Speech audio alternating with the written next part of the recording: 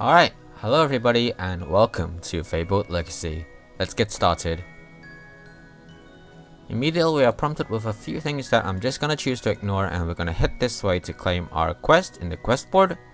There we go. We're also gonna take a look at the gear we have. So currently we have a wooden sword equipped with 10 of the sword power and 1 of the triple star power. So the sword power represents physical power, while the triple star power represents spell power. So this is a weapon that would excel at physical power, while this branch one over here, if we equip it, it has 1 physical power and 10 spell power, so this weapon would excel at spell power.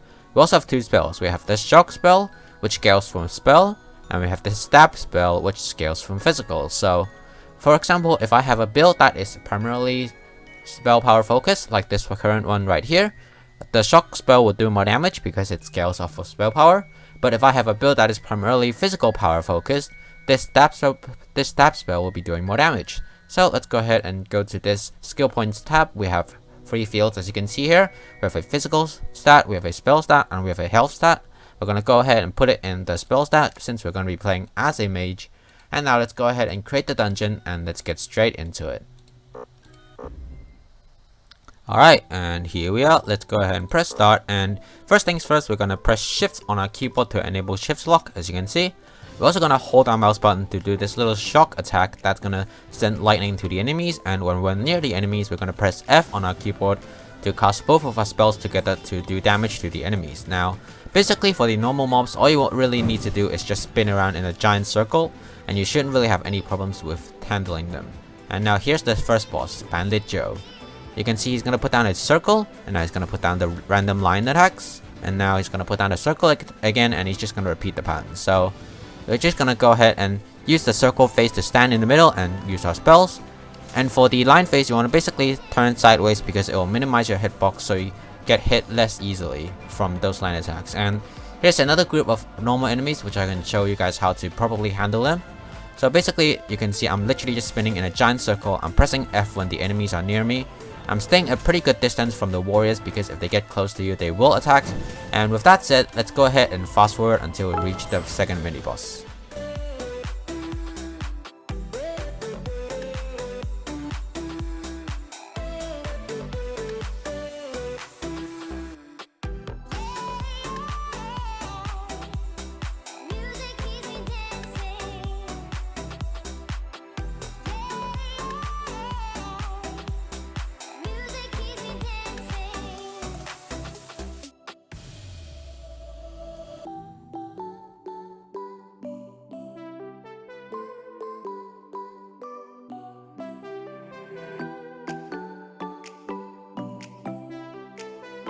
Alright, here we are at the final boss, Bandit Leader, Feared Murderer.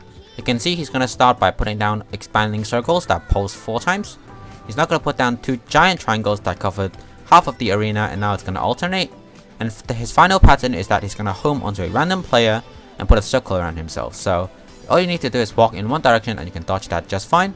So now let's go ahead and take this boss down, and we can see what loot we get. We got some mage gear, some warrior gear, and that's about it. So let's go ahead and roll the drop montage. Let's go.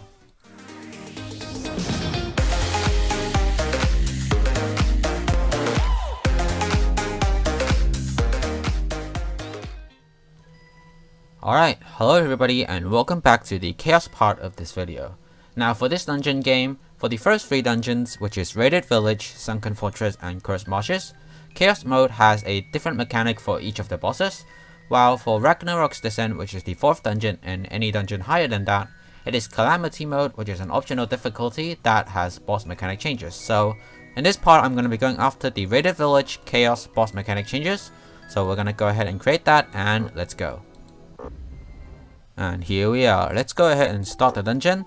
Now for the regular mobs, the mechanic is completely the same. So we're simply going to be using the same technique of just spinning around in a circle to target them. And we are gonna come back when we face the first mini boss, which is Bandit Joe, and cover his mechanic changes. So let's just go ahead and really quickly knock these enemies out.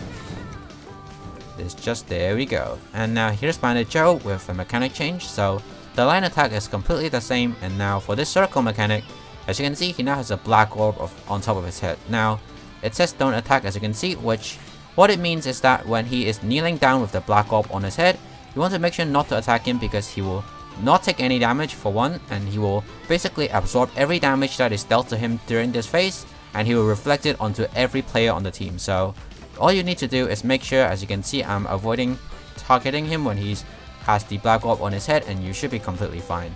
So let's go ahead and fast forward and wait until we go to the final boss. Let's go.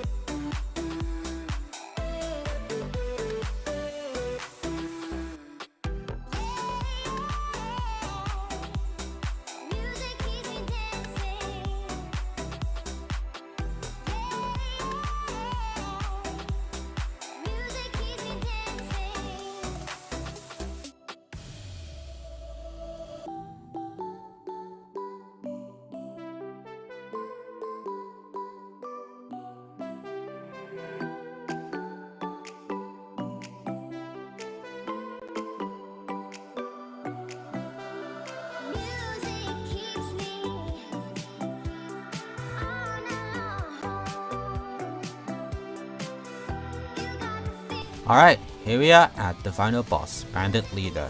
Again, this boss only has one new mechanic that is specific to Chaos Mode, which you will see in just a moment. For the most part, the circle phase and the triangle phase remains completely the same, so the dodging methods is completely the same. And now this is when the boss mechanic changes. Instead of homing one time, you will home 5 times, so 1 and 2, 3, 4, and there's the 5th time, and now he's gonna go back to the center and repeat the phase. So that's it for this. Oh wow, we got a legendary armor immediately. Alright, I'll see you guys in the next video. Bye bye.